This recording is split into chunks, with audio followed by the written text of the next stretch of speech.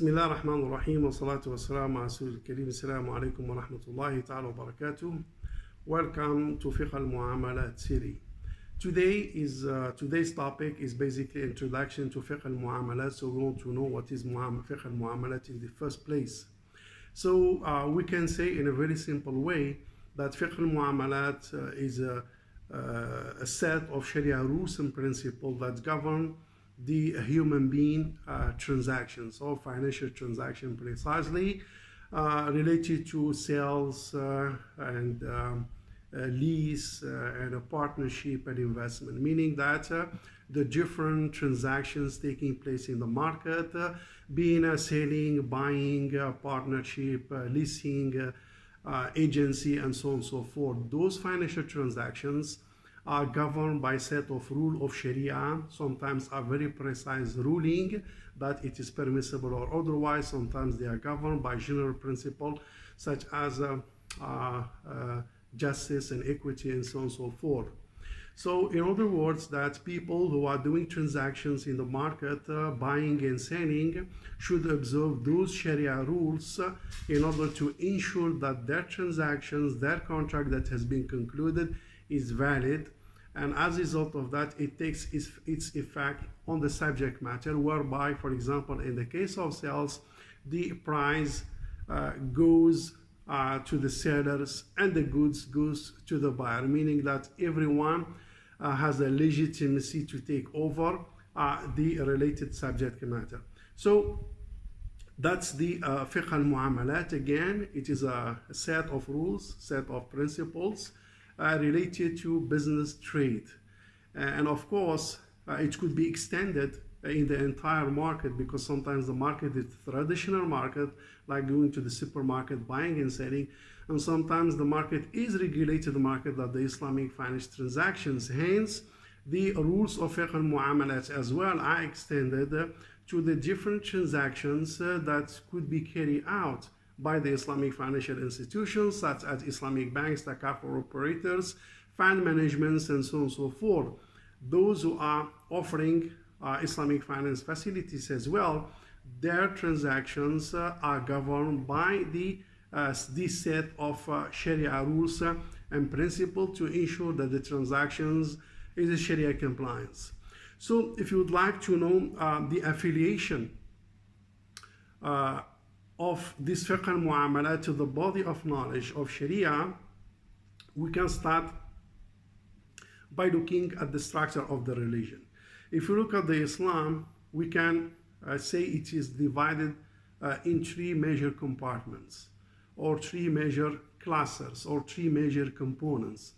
Of course, this classification is just to understand the specializations and the affiliations of the Sharia ruling, but of course the Islam is one body of knowledge. It is one body which is very integrated. Similar to the Islamic financial institutions, you have what's so-called the risk management department, HR departments, banking departments, wealth management departments, audit departments, but at the end of the day, the Islamic institutions is one organization. All the affiliation are integrated. It is the same here for the illustration of Sharia. Is just to understand how is the structure of Sharia or the religion of Islam. So the first one is the faith, and the second one is the law, which is called Sharia as well, and the third one is the ethics of the akhlaq. As for the faith, basically it's talk about God, talks about the hereafter, talks about the angels, prophets, hereafter, paradise, hellfire, and so on and so forth. Talks about information that beyond testing, beyond the capacity of the intellect, and normally in order for you to comply with that, you have to submit, you have to believe. You didn't see the paradise, you didn't see the angel, but you have to submit and believe in it. This is why it is related to the faith. The second one is basically the akhlaq, which is the ethics, rules of behavior, what is wrong and what is right. And the third one is basically the law or the Sharia, the law of the Sharia. So when it comes to Fiqh al Muamalat, It is not under the purview of faith, and it is not under the purview of ethics, but it is under the purview of Sharia or the law, because we are talking about the legal aspects that govern the business transactions of a human being in a specific market. Now, if we pick up the component of Sharia and we zoom into it, we will find that Sharia also, from a legal connotation and legal angle, it is divided into two as well. The first one is Usul al-Fiqh, or Islamic jurisprudence, which talk about the methodology and how the Sharia rules have been derived. And the second component, we are talking about the Fiqh, which is the legal and the Sharia rules.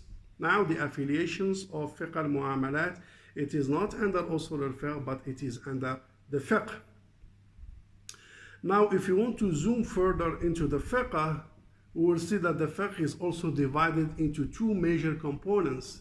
The first one is Fiqh al-Ibadat, or devotional activity. This is the rules that govern the relationship between a human being and God, such as a praying, a fasting, a pilgrimage, and so on and so forth. And the second component is, we call it Fiqh al Muamalat, which are the rules that govern the relationship among human beings themselves. So Fiqh al Muamalat is not under Fiqh al Ibadat, but it is under the Fiqh al Muamalat. Now, if we zoom into Fiqh al Muamalat, we will see that Fiqh al Muamalat also has different sections. They have sections of criminal law, they have sections of a family law, they have sections of, for example, politics, social, and so on and so forth. So the Fiqh Muamalat is one of these sections. So it is related to al-buyu', it is related to business and commerce. So as you can see, if you want to draw a line, so we will have Islam, then goes to Sharia or the law, then goes to the Fiqh, then goes to Fiqh al-Muamalat, then we go to the Fiqh al-Muamalat al-Maliyah, meaning the financial transaction or the Islamic financial transaction. That's how is the affiliations of Fiqh al-Muamalat in the body of knowledge of Sharia. And of course, this Fiqh al-Muamalat deals with the rules of business and trade, rules of business and finance. And overall, anything falls under business and finance and trades, buying, selling, partnership, investments, banking, and so on and so forth, basically will be under the purview of Fiqh al Muamalat. And as you can see, the Islamic banking business operation and practice get its source and relevancy and legality and basically sources from the Fiqh al Muamalat, which basically determine what is right, what is wrong, what is permissible, what is not. So that's the brief introductions about Fiqh al Muamalat that we are going to discuss and present in a different session, bi'idhnillahi ta'ala. With that, thank you very much, and assalamu alaikum wa rahmatullahi ta'ala wa barakatuh.